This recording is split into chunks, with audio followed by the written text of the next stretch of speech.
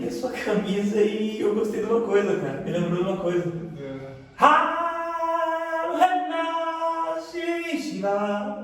Essa é boa, né? Faltou o leãozinho aqui.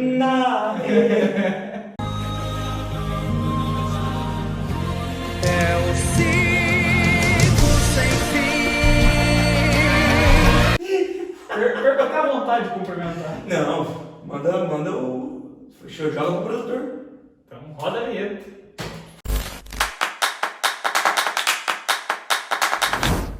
Fala, Ritão! Fala, Guga! Tudo bem? Tudo certo, meu querido? Tá bom. Semaninha agitada, com muitas decisões, Com muitas novidades por aí. novidades, decisões e algumas frustrações, eu diria. Né? Vamos começar falando de Sul-Americana, que é o que o povo gosta de ouvir. Bora. Então vamos lá. A gente está gravando na sexta. Ontem tivemos um resultado insatisfatório para os São Paulinos, que tanto anseiam por um título de importância e nos últimos anos tiveram que se contentar só com o Paulistão. Nos acréscimos, não, né? Nos pênaltis, o ídolo máximo da torcida São Paulina, Rames Rodrigues, acabou isolando ali, né? Foi meio que uma tragédia. Se fosse no gol ia ser anulado de qualquer forma, porque ele deu 2 toques na bola, né? O pé de apoio acabou pegando ali. E o São Paulo foi eliminado nos pênaltis para ele LDU, então. Não era um resultado que não era esperado pelo primeiro jogo que a LDU tinha feito. Na minha visão, a LDU entrou como favorita nesse confronto contra o São Paulo. E Guga, o Rames é aquela, né? A gente comentou aqui, eu também tinha falado, o cara tava jogando no time de futebol 7. Repatriaram o cara, repatriaram, né? Repatriaram o cara no futebol 11, no futebol de campo. Eu não sei o que o São Paulo esperava, eu não tô falando, é um baita jogador, mas não tava naquele nível que o São Paulo espera, que nem o Lucas, né?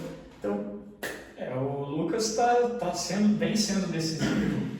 E ontem mostrou mais uma vez muita dedicação no campo ali para ajudar o São Paulo a chegar a fazer 1-0. Cara, ele perdeu um gol ridículo embaixo da trave ali, né? Que é difícil a gente ver um profissional perdendo um gol daquele. Mas uma coisa eu achei engraçada, então. O Paulo Guerreiro meteu o gol de pênalti ali. Falou que é o Corinthians da final, né? Ele saiu fazendo Cezinha, tomou cartão, né? Que o juiz não aceita. Mas eu achei demais. O futebol respira. Então, outro jogo das quartas ali que deixou a gente um pouco chateado ali foi do Botafogo. Defensa e Justiça 2-1 para cima do Botafogo. Tinham empatado no Engenhão, no Milton Santos. E agora foi o jogo no estádio do Defensa e Justiça e não deu para o Botafogo, acabou se perdendo. Para mim foi a maior surpresa aí dos 4 confrontos. Foi a maior surpresa. Eu esperava um favoritismo, que o Botafogo fosse concretizar o favoritismo que ele tinha em cima desse jogo. E assim, né, Guga? Nós, como amantes do futebol, né, vendo o momento do Botafogo, conhecendo a história do Botafogo, né? É uma pena, porém, para a comissão técnica, para a diretoria do Botafogo e para os torcedores, foi muito tranquilo, porque era uma competição que o Botafogo não priorizou esse ano. Tá? O Botafogo, mesmo assim, deixa numas quartas de final a competição, porém ele não priorizou. O técnico Lage trouxe isso também, apesar de ele ter assumido a responsabilidade da derrota, mas foi muito bonito a torcida recebendo no aeroporto do Galeão o elenco do Botafogo e eles mantendo a energia, porque bora focar que final de semana tem confronto contra o Flamengo e somos líderes do Campeonato Brasileiro. Eu só fico um pouco chateado porque, assim, como se disse, o Botafogo é líder do Campeonato Brasileiro, tem ali 11 pontos de diferença para o vice-líder, que é o Palmeiras, tem uma diferença considerável para os demais,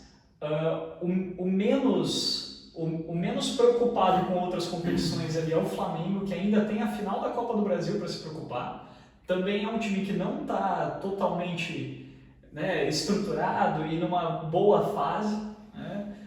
Fluminense disputando Libertadores, Inter disputando Libertadores, Atlético Mineiro não acho que chegue, já está com uma pontuação um pouco mais distante. E assim, essa gordura que o Botafogo juntou até aqui, que nesse primeiro turno excepcional que o Botafogo fez no Campeonato Brasileiro, Poxa, ela poderia ter sido queimada agora, né? Eles poderiam ter arriscado um pouco mais agora, porque uma partida contra o Defensa e Justiça, com todo respeito ao time que foi campeão sul-americano já, salvo engano, em 2020, chegou a disputar a Recopa e vencer a Recopa Sul-Americana em 21 contra o Palmeiras, não é um time que assim, tem tanta força tática e técnica quanto tem o Botafogo, né? É um jogo que poderia ter levado, o Botafogo poderia ter chegado a essas semifinais, pelo menos, né? E aí sim o caldo ia engrossar um pouco. Eu concordo contigo, Hugo. Até quando a gente entra naquela concepção de os times brasileiros, em virtude do calendário, ter que priorizar competições, aí quando o Jorge Jesus estava no Flamengo, mostrou para todo mundo que não existe isso, é só preparo físico mesmo do jogador e bota para jogar, né? E nós, em off, nós comentamos muito sobre isso. Bota para jogar, o cara tá ali para jogar, né? Mas foi uma escolha. O que eu trago aqui é que a diretoria e a torcida está consciente com essa desclassificação do time. O Botafogo ele já levou, agora eu não vou me lembrar porque o Campeonato Carioca é como os campeonatos nacionais na Argentina, na Colômbia, etc., que é por turnos, né? Eu não me lembro se o Botafogo foi campeão da Guanabara ou do Carioca. Mas o Botafogo já levou um desses dois títulos, tem uma chance muito grande de levar o Campeonato Brasileiro, e essa lamentação fica um pouco maior quando você pensa que o Botafogo poderia ter erguido uma tríplice coroa esse ano. Porque, poxa, não seria absurdo nenhum o Botafogo ser campeão da Sul-Americana com a força que tem, com o elenco que tem. E o Campeonato Brasileiro, se ele mantiver esse ritmo aí, é muito provável que vai ser campeão, né? Eu acho que é muito difícil algum outro time chegar onde está o Botafogo hoje. Teria que tropeçar demais. Eu concordo, Guga, porque assim, nos tropeços que ele fez, por exemplo, na Sul-Americana mesmo, deu para ver que o comportamento no brasileiro, no jogo seguinte, era outro. O Botafogo do Brasileirão é um time. Muito, né? Exatamente. Então, o que me deixa cismado com essa eliminação do Botafogo é que, assim, se a gente está falando de um time que está habituado a ganhar títulos, como o Flamengo, o Palmeiras, o Corinthians, etc., tudo bem se abdicar de uma competição para focar 100% em outra. Mas é muito raro nessa história recente do Botafogo a gente ver o time disputando tantas competições com chance de chegar à final e de ser campeão. Então, assim, eu vejo que o Botafogo perdeu uma oportunidade, poxa, sei lá, que talvez não volte tão cedo assim, né? E pode custar caro, né? Eu vejo que... Apesar de já estar com a mão na taça do brasileiro, né? Nossa, parece que eu tive um déjà vu aqui vendo você falar isso.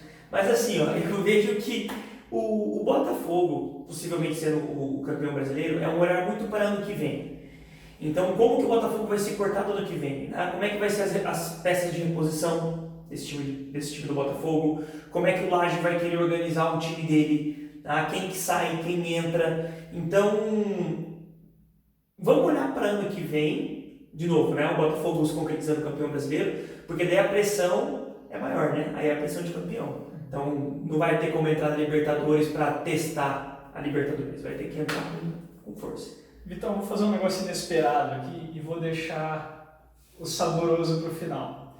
Vamos falar rapidamente aqui de um jogo que acredito que não tenha havido surpresa nenhuma. Fortaleza 2-1 no América Mineiro, uma atuação de gala do Marinho. Fortaleza favorito, né? O Marinho é incrível como em terras nordestinas ele desenvolve.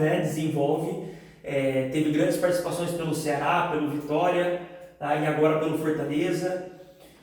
Quando passou pelo Santos, fez uma boa campanha pelo Santos. Finalista de Libertadores. Exatamente. Só no Flamengo, que daí não tem de Flamengo, né? Mas passa o Fortaleza, que era o favorito mesmo desse confronto contra o América Mineiro. E o destaque do América Mineiro fica por conta do Mastriani, que deixa a competição como artilheiro com 9 gols marcados. Uma excelente campanha do Mastriani. E uma pena que não vai poder ir mais adiante, né? Para por aqui. Vitão, o outro confronto, do jeito que o corintiano gosta. Adoro, ó. Sofrido, um golzinho bem no começo. Meu Deus do céu, cara. Eu acho que fazem uns 12, 13 anos que é sempre assim.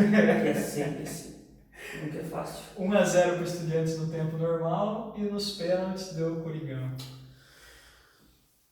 Guga, eu vejo que junto com a LDU e São Paulo, esse era o confronto mais disputado que se teria na Sul-Americana. Era um confronto que eu particularmente achava difícil o Corinthians passar, porque construiu aquele resultado em Itaquera e no segundo jogo sendo lá, conhecendo toda a força do Estudiantes, eu achava que o Corinthians não ia conseguir segurar mesmo. Mas o meu foco desse jogo não é nem o gol aos 50 segundos que o Estudiantes fez, depois o pênalti que o Cássio defendeu, porque eu vejo que isso aí dispensa comentários, isso aí é como se fossem coisas normais. Não sendo clubista agora nesse momento mesmo e olhando taticamente o jogo, deu a lógica em todos os sentidos que tinha para dar. Agora, o deprimente é você ver um técnico que fala ao final do jogo que o time perdeu de 1-0. O que deu errado na sua tática? A tática deu certo, porque a gente passou. Tá? Não teria dado certo a tática se nós não tivéssemos passado. É um pensamento, Guga, que eu juro que eu não consigo entender. Sabe? De novo, eu vou repetir esse discurso aqui quando a gente olha lá para o que o Palmeiras fez na Libertadores. Não interessa quem é o adversário, não interessa quem é quanto que é a sua vantagem. Vai e mata o jogo, cara. Vai e mata o jogo.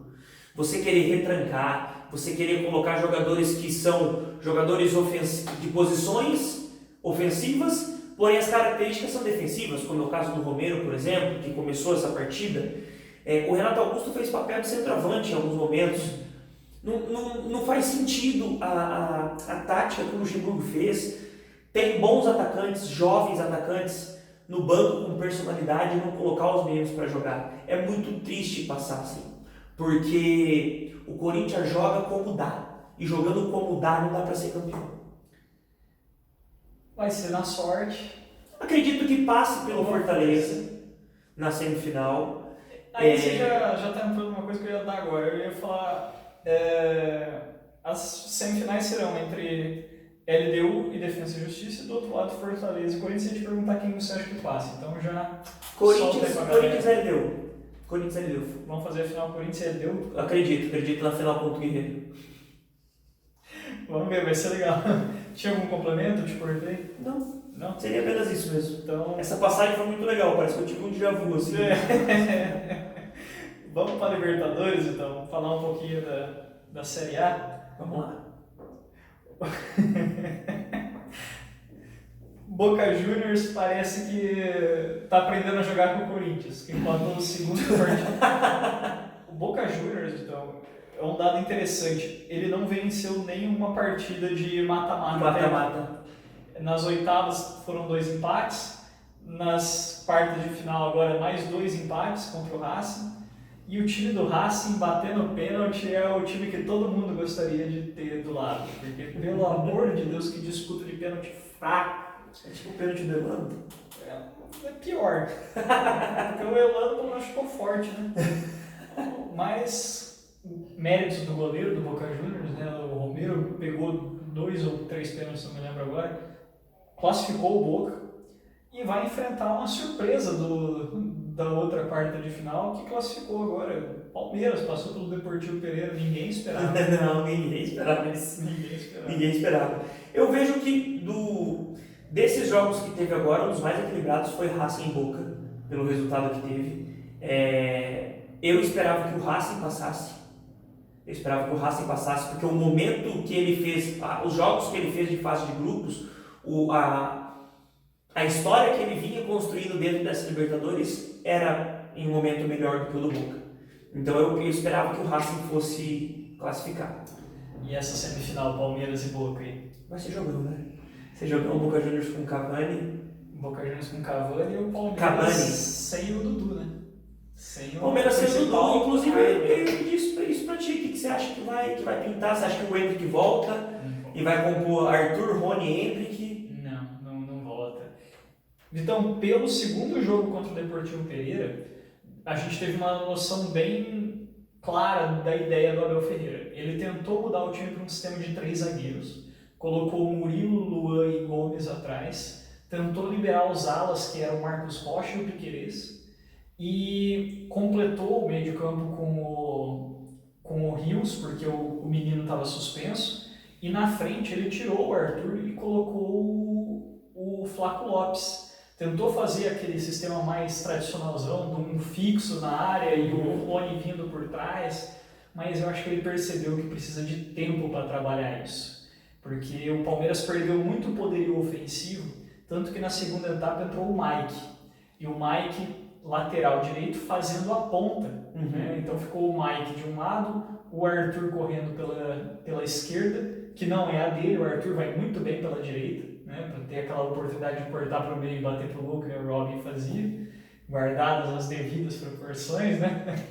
Mas ele gosta de jogar pela direita e com o Mike em campo, o Arthur tem que cair pelo outro lado. Mas o Mike entrou parecendo o Usain Bolt da ala ali. Correu pra caramba no final de partida, que estava todo mundo já meio desinteressado. 4 gols de vantagem, né? Então assim, e o Mike mostrou que ele tá ali, quase anotou o dele, entendeu? E eu acho que até pelo estilo de jogo do Boca Juniors, é muito mais provável que o Abel venha com essa formação, de colocar o Mike e o Marcos Rocha na direita, assim como que ele fez. Assim como ele entrou já em outros jogos ali, e vai continuar com o Rony de centroavante, porque o Rony fazendo esse falso 9 na Libertadores tem o hábito de ser letal, e não acho que ele vai mudar agora. Por uma possível final, de repente, né? Que aí vai entrar o outro lado da chave aqui, que a maioria dos palmeirenses não estão ligando muito, mas eu acho que o grande risco do outro lado da chave, até por ser partida única, né? E já vamos falar deles, né, Vitão? Vamos lá. Tem algum comentário sobre o Palmeiras? Não, eu queria ouvir essa opinião de ti sobre o Dudu, de como você via que o Abel fosse ajustar o time agora, porque o Dudu está fora até o final do ano, então não joga mais esse ano pelo Palmeiras, e no sentido de dispensou comentários nesse jogo, porque 4-0 no primeiro jogo, no segundo jogo só entrou para cumprir para treinar, né? Exatamente. Assim, eu espero e acho que o Abel não vai mudar muito a formação.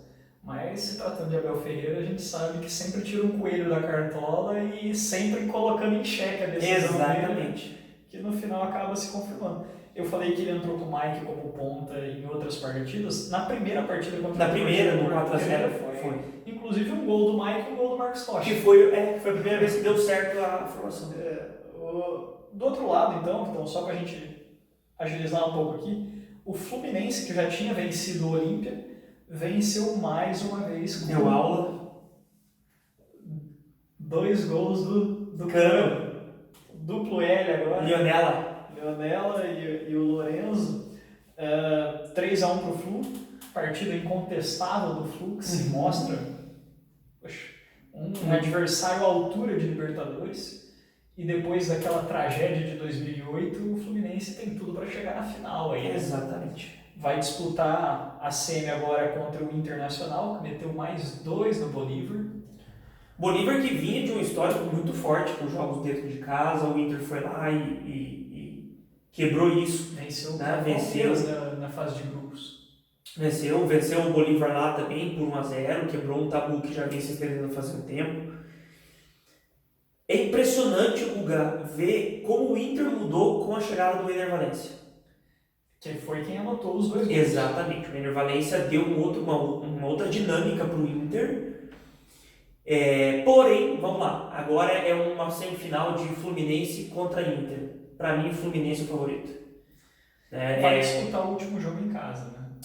Eu vejo assim, ó, até para passar o meu sentimento, né? Perdão, o primeiro jogo é no Maracanã, o segundo jogo é no Beira-Rio.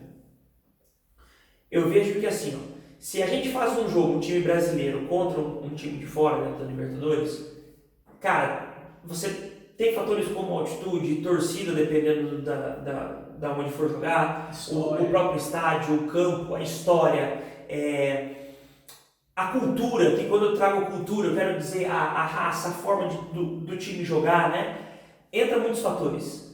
Agora, não menosprezando, quando você olha para um cenário nacional, exatamente, que nem vai ser agora Fluminense e Inter, Aí eu já vejo que o fator torcida, o fator campo é algo já acostumado, é corriqueiro. Aí você vai pro 11 contra 11 mesmo, os jogadores de campo, sabe? E quando eu vejo que jogadores de campo, daí eu vejo que o Fluminense é o favorito nessa disputa. Final então, Fluminense e Palmeiras. Palmeiras. Acredito que o Palmeiras passa no Boca. Mais uma observação, como a gente fez no caso do Campeão? Fluminense. A torcida do Corinthians tá dentro do Maracanã. O Palmeiras costuma se dar bem, cara. Mas vamos lá. Tem uns cascavelenses aí que tá falando que tá quase comprando ingresso já para novembro. Ingresso não, é passagem pro Rio. Só pra deixar aqui pro pessoal também, artilheiro da Libertadores é o Cano, com 9 gols, e seguido ali do Paulinho com 7, Pabon do Atlético Nacional de Medellín, né, que já foi eliminado, com 6, e Arthur do Palmeiras com 5. Então quem poderia ainda encostar no Cano ali É o Arthur. olha lá ele. E o Ener Valencia com 4 também. Muito bem. Tá, mas é difícil, acho que o Cano termina como artilheiro dessa Liberta e espero que sem fazer gol nas finais. Na final, né, que agora é jogo. Vitão. Eu ia mandar essa, cara. Eu pensei que você fosse anunciar primeiro e falar. Ah, produtor, coloca a música, coloca a gente entrando dentro do campo, a gente entrando com o editor, vai lá. Não! Eu vou passar os grupos aqui pra galera, porque é time pra caramba e a gente vai se estender muito se ficar nessa. E a gente vai discutir só o grupo da morte. Me dá só a sua opinião de quem passa. São 2, me dá a opinião de quem passa desses grupos aqui. Então fechou. Grupo A, vai passando aí, editor. Bayern de Munique, Manchester United, Copenhagen e Galatasaray. Eu acho que eu tô do lado errado, tô fazendo assim, mas é o grupo A. Vamos de cá então, se não tiver, o editor Grupo B. Ah, bom, grupo A, quem passa? Bayern de Munique e United. Cara, eu vou contigo nessa, Bayern de Munique e United. Grupo B. Sevilha, Arsenal, PSV da Holanda, PSV Eindhoven e Lens da França. Da França, não, Lens, é da França. Arsenal e Sevilha. Eu tô muito tentado a falar PSV no lugar do Sevilha, mas eu vou de Arsenal e Sevilha. Eu vou torcer para Arsenal e PSV porque eu quero Sevilha na Liga Europa. Muito bem. O Sevilha das oitavas não passa, né? Ele vai fazer o trabalho dele na Liga Europa, como sempre. Exatamente, vai ser campeão da Liga Europa. Exatamente. Grupo C, então. Vou fazer só assim agora. Eu não sei. Napoli, Real Madrid, Braga e Union Berlin. Napoli Real, né? Napoli Real. Vamos lá, o Union Berlin fez uma ótima. O Union Berlin fez uma ótima campanha no campeonato alemão. O Union Berlin ficou por muitas rodadas como líder do campeonato alemão. Se eu não me engano, terminou o primeiro turno como campeão do primeiro turno do campeonato alemão. Só que mesmo assim, Real e Napoli não vão deixar barato, não. É só para dar classificado. Napoli Real também, então. Grupo D, Benfica, Internazionale, foi finalista da última Champions. E fizeram últimas quartas, né? Benfica e Inter, É verdade. Se eu não me engano. Salzburg, Real Sociedad. Eu vou de Benfica e Inter. Tamo junto nessa, então. Tá fácil essa Champions. O Real Sociedad, fiquei tentado aí. Já foi bom. Grupo E, Feyenoord, Atlético de Madrid, Lazio e Celtic. Se fosse no basquete, eu já saberia qual era a sua escolha. Rapaz, eu vou te falar que esse é um dos grupos mais equilibrados, viu? É um dos grupos mais equilibrados. Eu vou... Fala você primeiro aí, que eu vou pensando Eu aqui. vou de Atlético e Lazio, eu vou manter a tradição, a camisa. Eu gostaria da Lazio por ser um time italiano, mas eu vou de Atlético de Madrid e Feyenoord. Igor Paixão, tamo junto, tá jogando demais o moleque. Jogou no Londrina, pô. Aí sim. 23 anos. Menino do Piá do Paraná. Eu vou vir com uma camisa do Igor Paixão na fase de grupo da Champions. Vou te cobrar, hein? Grupo G, então. Esse tá difícil, hein? Esse é o da morte. Esse é o da morte. Manchester City, Red Bull Leipzig. Eu não sei falar esse nome, cara. Crvena Zvezda, Ajuda aí. Ah, Crivena Zvezda. Ajuda aí, editor. Crivena Zvezda. Olá, você já me conhece da nossa série Histórias do Penta. Eu estava de folga, mas vim aqui para ajudar esses dois animais. Crivena Zvezda, na verdade é o nome sérvio do time mundialmente conhecido como Estrela Vermelha, que foi campeão da Champions League e do Mundial de Clubes em 1991. Agora, se me dão licença, vou voltar a assistir Exterminador do Futuro. Até mais! Young Boys. Young Boys. Young Boys. Faz o New Old Boys. Quase o meu. Quem que passa, então? Eu City. acho... eu ia dizer que não. Não, é só o City. Joga pra outro grupo. Tá, vamos lá. City, isso. City Leipzig. Não tem uma discordância nisso aqui, então. Teve uma só até agora. Grupo H. Não, teve duas discordâncias, né? Você foi de PSV e foi de Lazio. Verdade. Só pra jogar a Sevilha pra Liga Europa. Grupo H. Barcelona. Esse é bom também. Barcelona, Porto, Shakhtar Donetsk e Antwerp. Antwerp. Eu vou de Barcelona e Porto. Você não sabe onde que é o Antwerp, nem a pau. Ô, louco, Guga. Da Hungria. Foi aí, editor, você achou o ar. Da Hungria. E aí, quem que você falou, perdão? Porto e Barcelona. Porto e Barça. O Donetsk tá meio... Vai bombar nessa Champions. Não pode fazer. Não pode, eu quase fiz. Corta. Põe a tela preta. Coloca uma música. I'm gonna give you. Grupo F, então. Borussia Dortmund. Milan. Newcastle, mesmos donos do Al Nassr do Papai Cris, e PSG, o indigesto PSG, que ninguém gosta do PSG, detestado clube PSG. Então eu vou usar aqui. Então vai. Aqui eu vou usar. Eu vou de Milan e Newcastle. Cara, não seria nenhuma surpresa. Desse grupo, os dois que passar, pra mim não é nenhuma surpresa. Eu vou mudar só um pouquinho, eu acho que passa Milan e Dortmund. Milan e Dortmund. Milan e Legal. Vitão, sabendo todos esses times aqui, quer arriscar um campeão dessa Champions? Ah, não. Assim no começo de lata? Ainda não. Mas eu posso falar pra quem vai minha torcida aí. Mas aí todo mundo já sabe, né? Você até cantou o hino aqui. Eu vou no primeiro momento de torcida de Milan. Sei que vai ser difícil, o Milan não se reforçou muito bem para essa temporada. Mas eu vou ficar ali com o olhinho no nosso Gabriel Martinelli. Eu vou ficar com o olhinho pro Arsenal ali. Vamos ver quem sabe, né? Consegue o feito que nem a Henrique conseguiu. Fábricas, já vou chorar aqui já. É melhor deixar pra lá. Então, chega. Guga! Valeu, cara. Valeu, meu querido. Obrigado. Até semana que vem. Editor, manda os letreiros aqui com os patrocinadores, tá? Manda tudo aí. Galera, vai ter o QR Code aqui no canto da tela, acessa o QR Code, coloca lá o voucherzinho. Faz uma doação pra nós. Não, só se inscreva no canal, que pra gente já tá de bom tamanho. Curtam nossos vídeos, compartilhem, acompanhem o Histórias do Penta. Ative o sininho. Ative o sininho. A história do Penta tá Sensacional. bombando, tá bombando. Chega. Deu. Um abraço. Foi.